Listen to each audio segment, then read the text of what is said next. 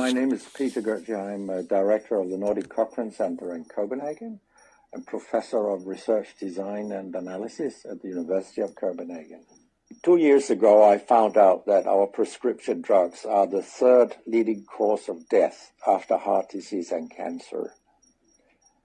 Our drugs kill around 200,000 people in America every year, and half of these people die while they do what their doctors told them. So they die because of the side effects. The other half die because of errors. And it's often the doctors that make the errors, because any drug may come with 20, 30, or 40 warnings, contraindications, precautions, and so on. No doctor in the world knows about all this. So they give patients drugs that they should not have given them, that interact dangerously with other drugs or food items or so on. And then the patients die. That's the other half. So the other thing I found out 2 years ago was that much of what the drug industry does fulfills the criteria for organized crime in US law.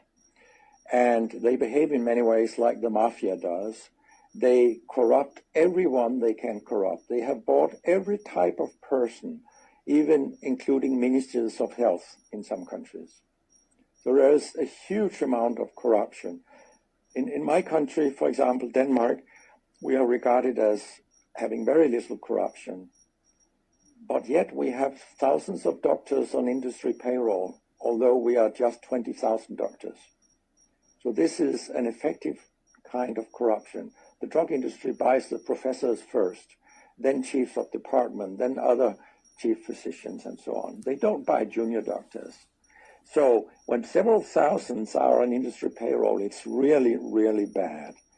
And that's why I wrote my book, Deadly Medicines and Organized Crime, How Big Pharma Has Corrupted Healthcare. I hope to convince patients not to take so many drugs, because so many die from the drugs they take. In my country, people take so many drugs that every single citizen can be in treatment with 1.5 drugs from they are born till they die. This is incredible. And drugs are not that helpful. And they kill very many of us. We know that. That's why drugs are the third major killer after heart disease and cancer. So what we need in the coming years is to take far fewer drugs than what we do currently. If we did that and we were careful, then we could live longer and live better lives. Because drugs have many side effects, and patients often don't realize that when they become worse, that it could be a side effect of the drug, which they continue taking because that's what their doctors tell them. So when I was a specialist in internal medicine, what I very often did was that I stopped a lot of drugs, particularly in elderly people, and it's quite revealing to see a bedridden elderly person come into your ward, and when you stop the drugs, I mean, that person becomes many years younger.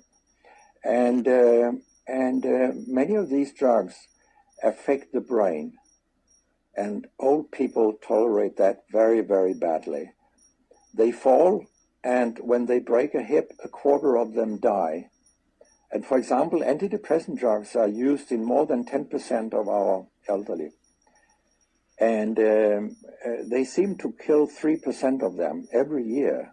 I mean, if 100 old people take an antidepressant for 1 year, 3% of them will die because they fall and break their hip. This is a huge death rate. So a lot of other drugs than antidepressants also make people fall and kill them. And they may affect your cognition, your memory, and all these things. And then they interact in ways that we know almost nothing about. Very many elderly, they take more than 5 drugs a day. And we actually don't know how these drugs interact with each other. What we do know is that all drugs have many effects in the body, and some of them interact also in their metabolism. so that you can get a too high concentration of a drug if you take other drugs simultaneously. So we make a lot of harms that we don't even recognize. I have a pretty colorful collection of things people have called me during all these years. And sometimes journalists have asked me, why do you always look up controversy? And my reply is, I don't. Controversy looks me up, because it's not popular to tell the truth in healthcare. You will get a lot of enemies, because a lot of people make money on false premises, doctors and industry alike.